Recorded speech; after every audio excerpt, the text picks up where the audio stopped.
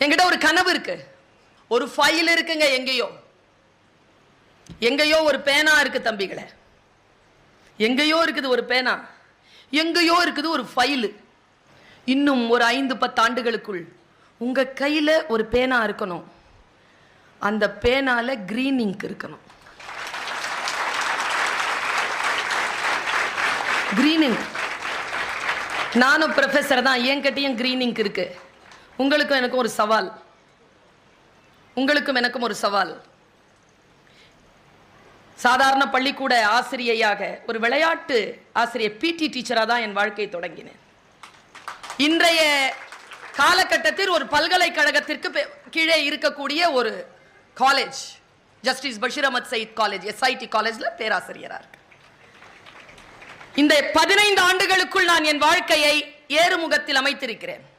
இன்னும் 5 ஆண்டுகளுக்குள் இது இன்னும் வேறு வேறு திசைக்கு ஏறும். என் கையில கிரீன் இங்க் இருக்குது. இன்னும் 5 வருஷத்துக்கு அப்புறமா அந்த கிரீன் இங்க்குக்கான ஆற்றல் இன்னும் கொஞ்சம் பெருகும். வெறும் பேச்சல யாரை ஜெயிக்கிறோம் அப்படின்னு கேட்டா டக்குன்னு என்னத்தான் அப்படின்னு சொல்வீங்க.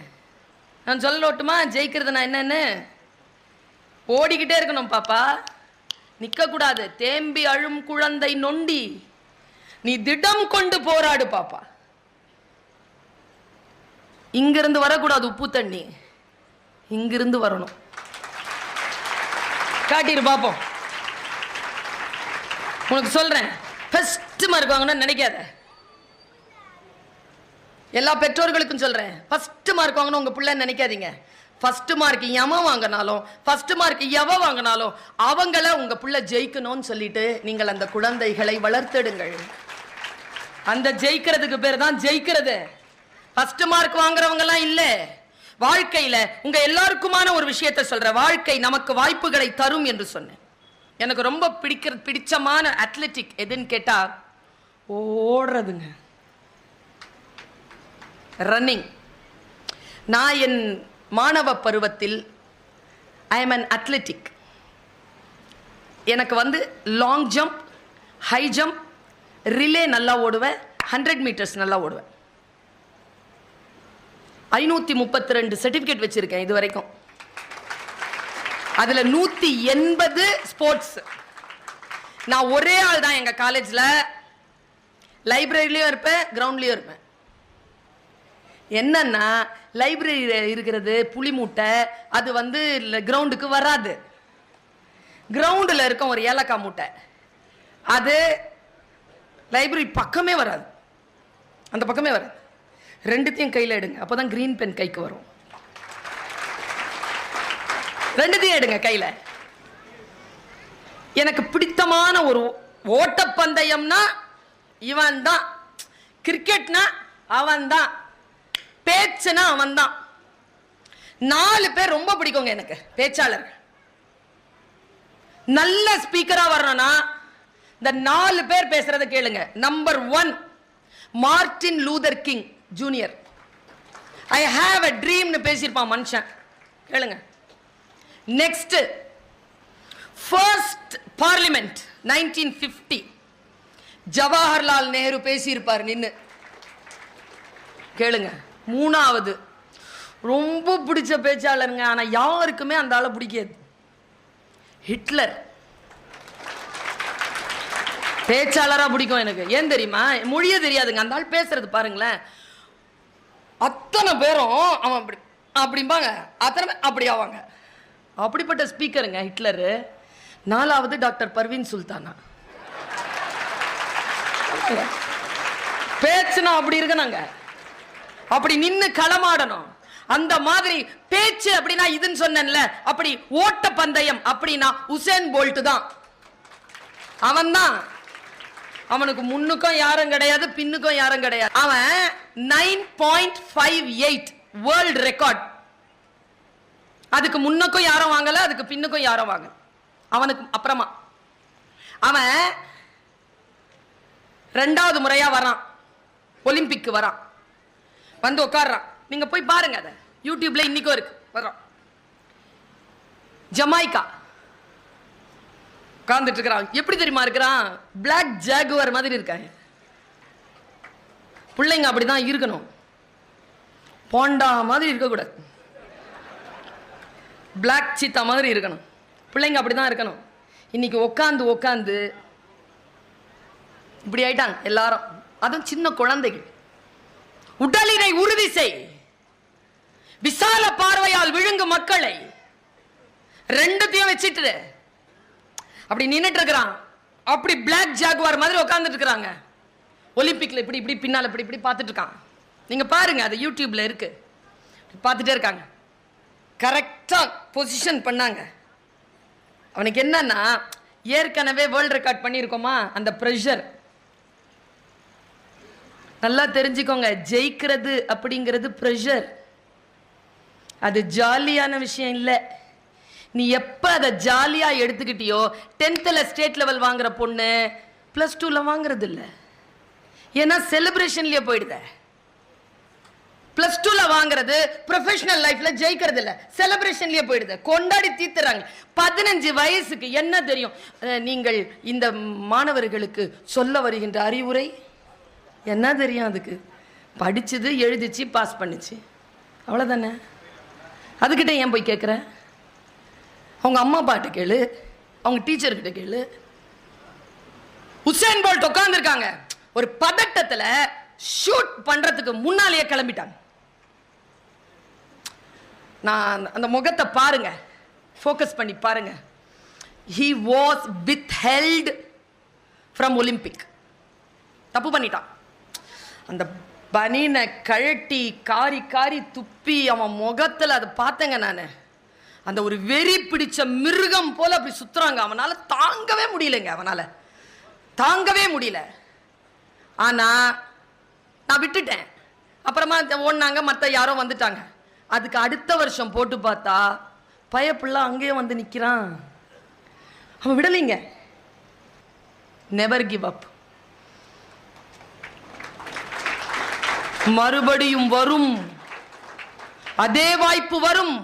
விழிப்புணர்வு கொண்டவர்கள் அதை கைப்பற்றிக் கொள்கிறார்கள். இல்லை என்றால் தோற்று போகிறோம்.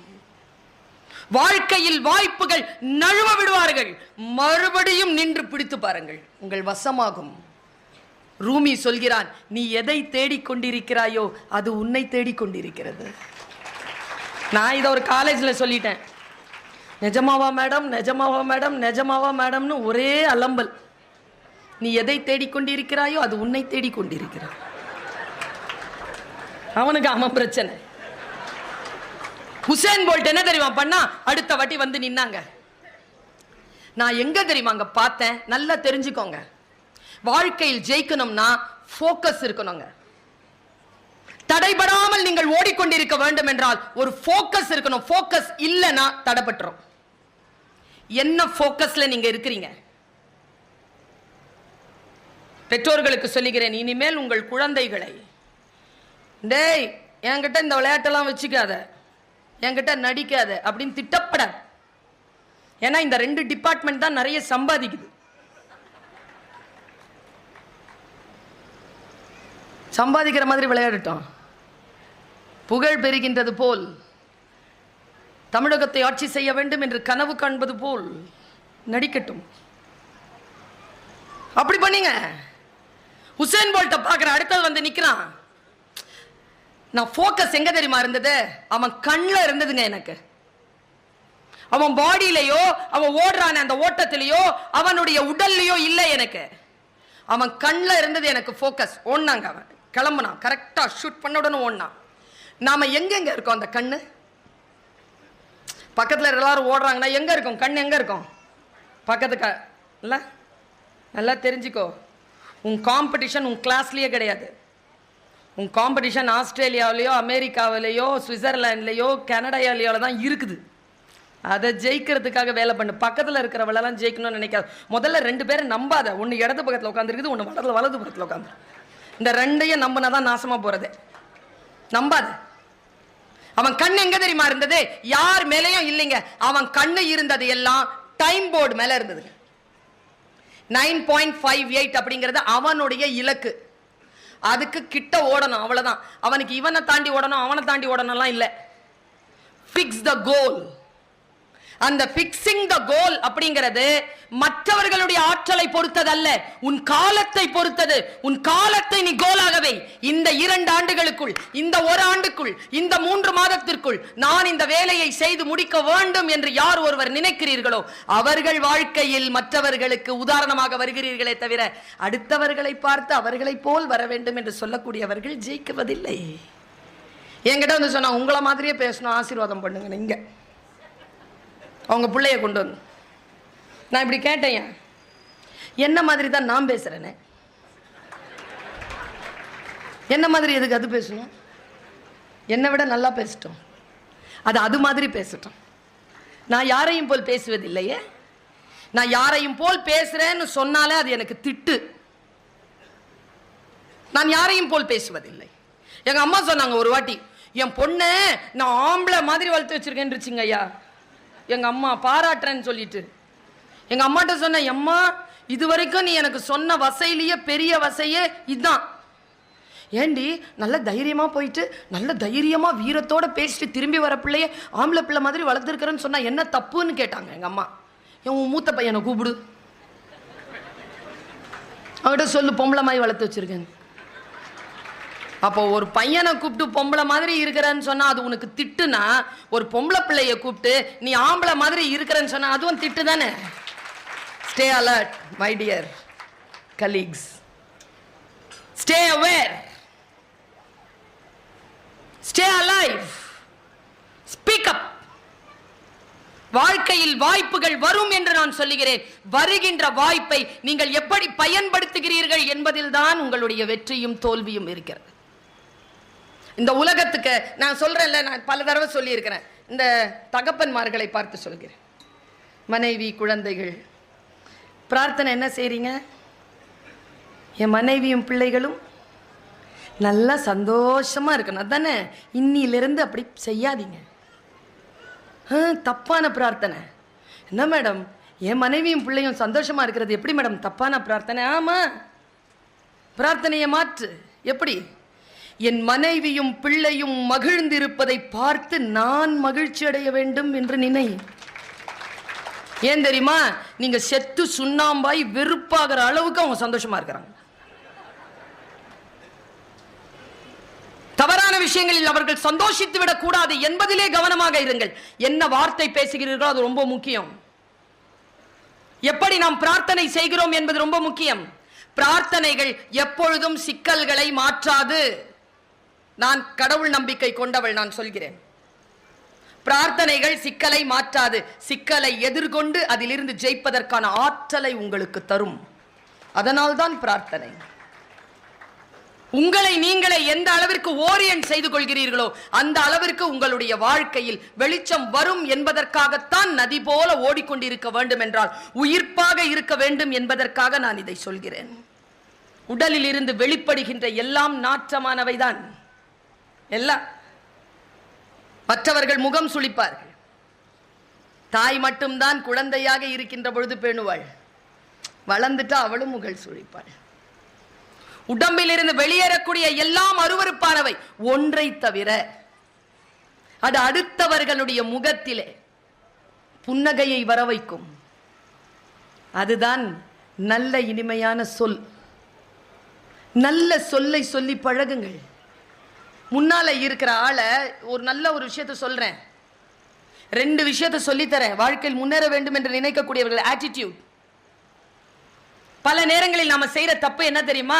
முன்னேறுகிறோம் என்கின்ற பெயரிலே ஐயா தான் சொல்வார், எனக்கு எல்லாம் தெரியும், எவன் சொல்றானோ உனக்கு ஒன்றும் தெரியாது. நான் தெரியாம தான் கேட்கறானா ஏதோ தெரிஞ்சு கேட்கறான்னு அர்த்தம். என்கிட்ட நிறைய பேர் சொல்லுவாங்க, நான் ஒன்று சொல்றேன் பர்வீன், நீங்க தப்பா நினைச்சுக்க கூடாது. அப்படின்னா தப்பா நினைச்சுக்கிற மாதிரி ஏதோ ஒன்று சொல்ல போற, அதுக்கு முன்னாலேயே நான் நினைச்சுக்க கூடாதுங்கிறதுல என்ன நீ தயார் பண்ற, அதானே? வார்த்தைகளில் கவனம். வாழ்க்கை உங்களுக்கு கவனமான விஷயங்களுக்காக உங்களை செலுத்தும். உங்கள் கவனம் தவறுகின்ற காரணத்தினால் தான் பல்வேறு விஷயங்கள் நடந்து முடிகின்றன. எப்படி ஒரு விஷயத்தை அணுகுவது, எப்படி ஒரு விஷயத்தை பார்ப்பது? நின்றுவிட்டால் குட்டை, ஓடினால் நதி. ஓடினால் நதி. இன்னும் ஒரு விஷயம், அதுபடி மேல போய் சொல்றேன். நான் யூடியூப்ல பேசியிருப்பேன், நான் பேசினது யூடியூப்ல போட்டிருப்பாங்க. ஏன்னா சூரியன் உதிக்கும் திசைதான் கிழக்கே தவிர சூரியன் கிழக்கில் உதிப்பதில்லை, இல்லையா? சில தெளிவுகள் இருந்தா வாழ்க்கையில ஜெயிச்சுட்டே போலாம்ப்பா. புதிய விஷயங்களை, உற்சாகம் தரக்கூடிய விஷயங்களை உங்கள் அத்துணை பேருக்கும் சொல்கிறேன், முக்கியமாக ஆண்கள் பெண்களுக்கு சொல்றேன். யாரையும் மாத்திரலான்னு மட்டும் நினைச்சிடாதீங்க. யாரையும் மாற்ற முடியாது. வாழ பழகி கொள்ளுங்கள், அவ்வளவுதான். வாழ பழகி கொள்ள வேண்டுமே தவிர நம்முடைய விஷயத்தை அப்படி மாத்தணும் அப்படின்னாலும் ஒரு கோர்ல தான் மாத்த முடியும். இன்னொரு ஒரு டிப்ஸ் கொடுக்கவா? நதி போல ஓடிக்கொண்டிருக்கு அப்படிங்கிறதுக்கு முக்கியமான tips, away from negative people. முரண்பாடான சிந்தனைகள் கொண்டவர்களிடமிருந்து கொஞ்ச தூரம் தள்ளி இருங்கள். எல்லாவற்றையும் அவர்களோடு பகிர்ந்து கொள்ளாதீர்கள். ஒன்னும் சரியில்லை, வீடு சரியில்லை, வாழ்க்கை சரியில்லை, பொண்டாட்டி சரியில்லை, வேலை சரியில்லை, சூழல் சரியில்லை, உடம்பு சரியில்லை, பஸ்ல சீட்டு சரியில்லை. பஸ் ஊட்டியில ஏறிக்கிட்டு இருக்குது. ஊட்டியில அந்த டிரைவர் வண்டி ஓட்டி பின்னால உட்காந்து நீ இவ்வளோ சொல்றான், விடு ப்ரோ, ஒன்னும் சரியில்லைங்கிறல்ல, கவலையே படாத, வாழ்க்கை சூப்பரா இருக்கும். எப்படி சொல்ற? எனக்கு தான் கண்ணு சரியில்லை, நான் ஓட்டல, ராத்திரி 9 மணி ஆயிடுச்சு, எனக்கு கவலைப்பட்டனா? உண்மையா சொல்ற, திடீர் திருப்பங்களை கொண்டதுதான் வாழ்க்கை. அனுபவிங்கள். ஒரே மாதிரி ஒரு பிரச்சனை இல்லாம இருக்கணும்னா ஒரு இடம் இருக்குது, சுடுகாடு. சூப்பரா படுத்திருக்கிறான், ஒரு மேட்டரும் கிடையாது, பிரச்சனையே கிடையாது, சூப்பரா இருக்கிறாங்க. பிரச்சனைகள் இருந்தால் பெண்களை பார்த்து சொல்லுகிறேன், ஃபீல் த பெயின். வலிக்குது இல்ல, ஃபீல் பண்ணு. உயிரோட இருக்கிறோம், அதனால தான் வலிக்குது. செத்துட்டா வலிக்காது, பரவாயில்ல, வலிக்கிட்டோம். Suffering is optional. துயரம் என்பது ஆப்ஷனல் தான். இதுதான் தெரிஞ்சு போச்சு இல்ல? சார்லாம் பட்டிமன்றத்தில் நிறைய சொல்லி இருப்பீங்க. ஒரு சேலை கடைக்கு போக முடியுதா? பொண்டாட்டிய குறை சொல்லி உலக புகழ் பெற்றவர்களே எனக்கு தெரியும். நான் யாரையும் குறிப்பிட்டு சொல்லவில்லை. மற்றவர்களை குறை சொல்லி கூட்டிட்டு போறாங்களாம் ஒரு துணி கடைக்கு. அவ வந்து புடவை எடுக்கிறதுக்கு அவ்வளோ லேட் பண்றாளாம். மேட்சிங்கா எடுக்கிறேன். என் பதில் என்ன தெரியுமா? வாழ்க்கை தான் மேட்சிங்கா அமையல, புடவையாவது அமையட்டுமே.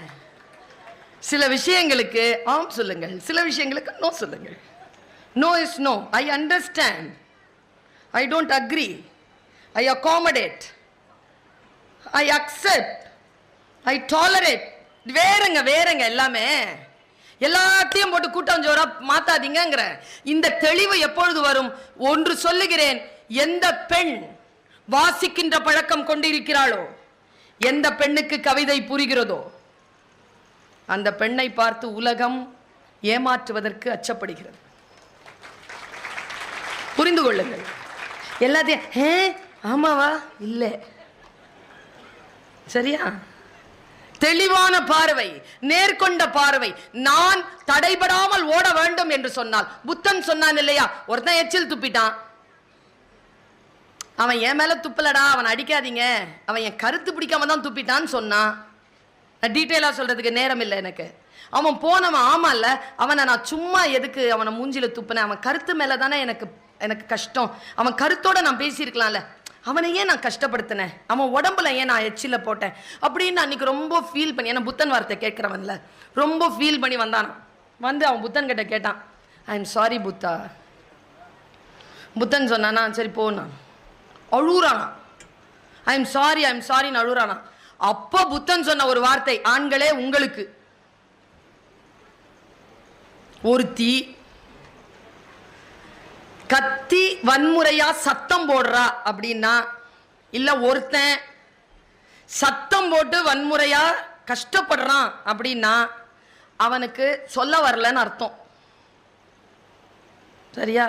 மொழி வரல. அழுறான்னு வச்சுக்கோங்களேன், அப்பவும் இதேதான் பிரச்சனை. சொல்ல வரல, அதனால அழுறான்.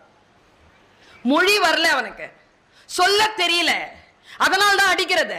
இந்த ஆண்களை பார்த்து நான் பாவங்க ஆண்கள், பெண்களுக்கு சொல்றேன், பாவம். சண்டை நடக்கும் பாரு புருஷன் பொண்டாட்டிக்கு, புருஷன் கேட்பான், அப்பதான் ஆரம்பிச்சிருக்கோம் சண்டை, இப்ப கடைசியா நீ என்ன சொல்றன்னு. ஏன் சண்டையே ஆரம்பிக்கலப்பா, நீ கடைசியா என்ன சொல்றனா? மொழியை புரிந்து கொள்ள வேண்டும். புத்தன் சொன்னான், உன்னை என்னால் மன்னிக்க முடியாது. அப்பொழுது வந்தவன் கேட்டான், ஏன்? புத்தன் சொன்ன வார்த்தை தான், நீ எச்சில் துப்பியது நேற்று, அதை சுமந்து கொண்டே இருப்பதற்கு நான் என்ன முட்டாளா? இன்று நான் புதிதாக பிறந்திருக்கிறேன். நேற்று நீ துப்பிய எச்சில் கங்கையோடு கடந்து சென்று கடலோடு கரைந்து விட்டது. ஏனென்றால் நான் ஓடிக்கொண்டிருக்கும் கங்கையாறு. இதோ நீ என்னிடத்தில் இப்பொழுது பேசிக் கொண்டிருக்கிறாயே, இதுவும் கடந்து போகும் என்று அப்பொழுது சொன்னதுதான் அந்த சொல், இதுவும் கடந்து போகும். நீ நதி போல ஓடிக்கொண்டிருந்தால் உன்னை சுற்றி வருகின்ற எந்த விஷயமாக இருந்தாலும் இதோ இதுவும் கடந்து போகும். அடுத்த கட்டத்திற்கு நம்மை தயார் செய்து கொள்வதற்காக நான் சொல்லுகிறேன், வாழ்க்கை நமக்கு முன்னால் சில சவால்களை வைக்கிறது என் தோழமைகளே. அந்த சவால்களை நாம் எப்படி எதிர்கொள்கிறோம்? நம்பிக்கையுடன் எதிர்கொள்ளுங்கள், வைராகியத்துடன் எதிர்கொள்ளுங்கள். யாரெல்லாம் நாம் தோற்றுவிட வேண்டும் என்று நினைத்தார்களோ அவர்களுக்கு முன்னால் தோற்காமல் இருங்கள்.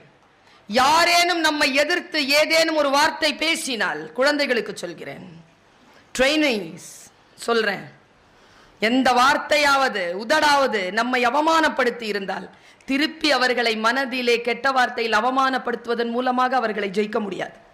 ஒரு ஆசிரியராக என்னுடைய ட்ரைனிங் இது. எப்படி ஜெயிக்கணும் தெரியுமா? எந்த வாய் நம்மளை கெட்ட வார்த்தையில திட்டுச்சோ, எந்த வாய் நம்மளை அவமானப்படுத்துச்சோ, எந்த வாய் நம்மை சபித்ததோ, அந்த வாயிலிருந்து பாராட்டு வாங்காமல் அந்த ட்ரைனிங்கை முடிச்சிடாதீங்க, அந்த கிளாஸை முடிச்சிடாத. வாழ்க்கையில் ஒரு வைராக்கியம் இருக்கட்டும். அடுத்த கட்டத்திற்கு நாம் போகின்ற பொழுது நமக்கு யாருமே பகை கிடையாது, நாமும் பகைவர்களை ஏற்படுத்திக் கொள்வதில்லை. என் மனதில் ஆபாசமான எண்ணங்களையும் ஆறாத ரணங்களையும் சுமக்கின்ற அளவிற்கு இந்த வாழ்க்கை வசதியானது இல்லை என் தோழமைகளே. வாழ்க்கை மிக மிக குறுகலானதுதான். அடுத்த கட்டத்தில் அடுத்த 10 ஆண்டுகளுக்கு என்ன செய்ய வேண்டும், அடுத்த 5 ஆண்டுகளுக்கு என்ன செய்ய வேண்டும் என்கின்ற திட்டமிடுதலோடு நீங்கள் இருக்கின்ற பொழுது வாழ்க்கை உங்களுக்கு சில வெற்றிகளை தருகிறது என்பதற்காக சொல்லி இதை சொல்லி நான் நிறைவு செய்கிறேன். ஒரு அற்புதமான குறள் இன்றைக்கு என் மூலமாக உங்களுக்கு வருகிறது. வாழ்வில் உயர்வது என்பது ஒரு அடியை எடுத்து வைப்பதுதான்.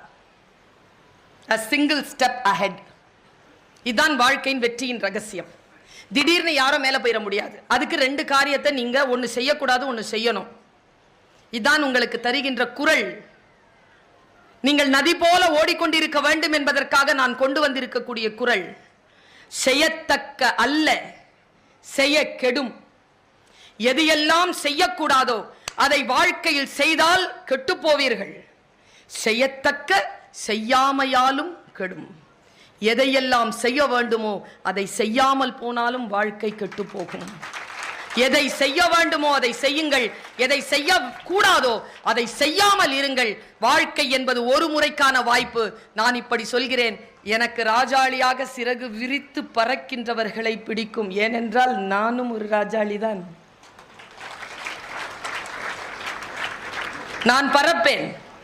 உங்களில் எத்தனை பேர் பறந்து கொண்டிருக்கிறீர்கள் என்று எனக்கு தெரியாது. ஆனால் வாழ்க்கையில் ஒரு வாய்ப்பு வரும். அந்த நேரத்தில் எனக்கும் உங்களுக்குமான சந்திப்பு அந்த வான வெளியில் நிகழும். நீங்களும் உங்களுடைய வலிய சிறகுகளை விரித்து பறந்து கொண்டிருப்பீர்கள், நானும் பறந்து கொண்டிருப்பேன். வான வெளியில் நிற்காமல் ஓடுகின்ற நதியைப் போல நம்முடைய வெற்றி வாழ்க்கை ஓடட்டும். அந்த நேரத்தில் எனக்கும் உங்களுக்குமான சந்திப்பு மீண்டும் நிகழட்டும் என்று கேட்டுக்கொண்டு வாய்ப்பளித்தமைக்கு நன்றி பாராட்டி விடைபெறுகிறேன்.